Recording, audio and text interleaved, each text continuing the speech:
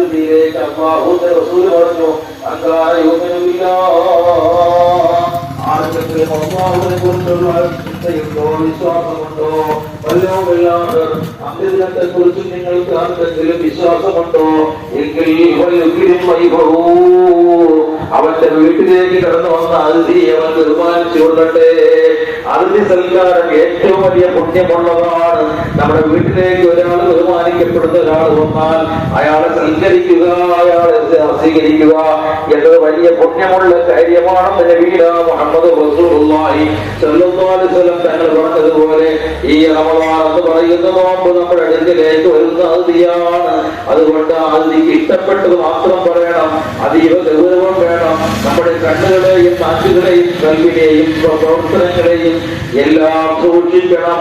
അല്ലെങ്കിൽ ഈ അതിഥി അല്ലാഹുവിന്റെ മുമ്പിൽ ചെന്നിട്ട് റബ്ബേ, ഇന്ന മനുഷ്യൻ കണ്ണിനെ സൂക്ഷിച്ചിട്ടില്ല, നാക്കിനെ സൂക്ഷിച്ചിട്ടില്ല, കൽവിനെ സൂക്ഷിച്ചിട്ടില്ല, പ്രവർത്തനങ്ങളെ അവൻ നന്നാക്കിയിട്ടില്ല, അതുകൊണ്ട് റബ്ബേ റമളാൻ മാസത്തിന്റെ പുണ്യമൊന്നും അവന് ലഭിക്കാൻ സാധ്യതയില്ല എന്ന് പറഞ്ഞ് അല്ലാഹുവിന്റെ മുമ്പിൽ റിപ്പോർട്ട് കൊടുക്കുന്ന സമയത്ത് റബ്ബിന്റെ അടുക്കൽ നിന്ന് നമുക്ക് നന്മ ലഭിക്കാൻ യാതൊരു സാഹചര്യങ്ങളുണ്ടാകായി പോകും. അതുകൊണ്ട് സഹോദരങ്ങളെ, റമളാൻ മാസത്തെ നാം അങ്ങേയറ്റം ഇഷ്ടപ്പെടുകയും അല്ലാഹുവിന്റെ പദവിയിൽ നോക്കുകയും നമ്മുടെ നാവുകളെ നാക്കുകളെ കടിഞ്ഞാണിടുകയും മോശമായ ഒന്നും പറയാതെ ആരെക്കുറിച്ചും പരദൂഷണവും ഏഷണിയും പറഞ്ഞടക്കാതെ സത്യം പറയാതെ ഈ 11 മാസവും നമ്മൾ താന്തോന്നിയായി ജീവിച്ചതുപോലെ ജീവിക്കാതെ ഇനിയെങ്കിലും നമ്മുടെ കണ്ണുകൾക്ക് നാം കടിഞ്ഞാണിടണം, നമ്മുടെ നാക്കിനെ നാം സൂക്ഷിക്കണം, നമ്മുടെ പ്രവർത്തനങ്ങൾക്ക് നാം അല്ലാഹുവിനെ നോക്കുന്നു എന്ന ചിന്ത വേണം.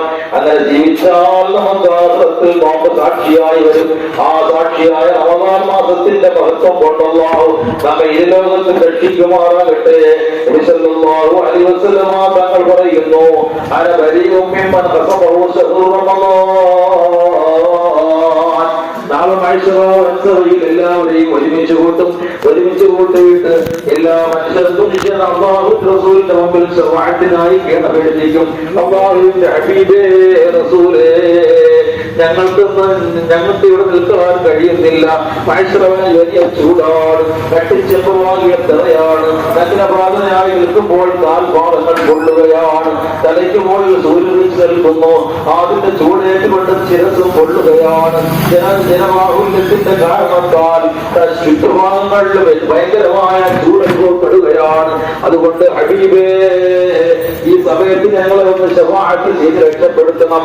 അങ്ങനെ അല്ലാഹുവിന്റെ അടുക്കലേക്ക് നബി സല്ലല്ലാഹു അലൈഹി വസല്ലം തങ്ങൾ ചെല്ലുമ്പോൾ അല്ലാഹു പറയുകയാണ്, നബിയേ, അങ്ങയുടെ സമൂഹത്തിൽപ്പെട്ട ഒരു വിഭാഗം ജനങ്ങൾ പരിശുദ്ധ റമളാൻ മാസത്തിനെ ആദരിക്കാത്തവരാണ്, ബഹുമാനിക്കാത്തവരാണ്, അതിനെ സ്വീകരിക്കാത്തവരാണ്, പരമാവധി നിന്ദിച്ചവരാണ്, റമളാന്റെ പകലിൽ അതിനെ മോശമായ രീതിയിൽ സ്വീകരിച്ചവരാണ് എന്ന് പറയുമ്പോ ആദരവായ റസൂലുള്ളാഹി സ്വല്ലല്ലാഹു അലൈഹി വസല്ലം തങ്ങൾ പറയുകയാണ്, അന ബരീഉം മിമ്മൻ ഖസബഹു ശഹ്റു റമളാൻ.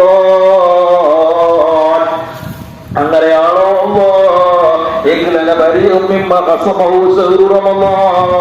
റമളാൻ മാസം ശത്രുവായി പ്രഖ്യാപിച്ചവരിൽ നിന്നും ഞാനിതാ ഒഴിവാകുന്നു അല്ലാഹ്.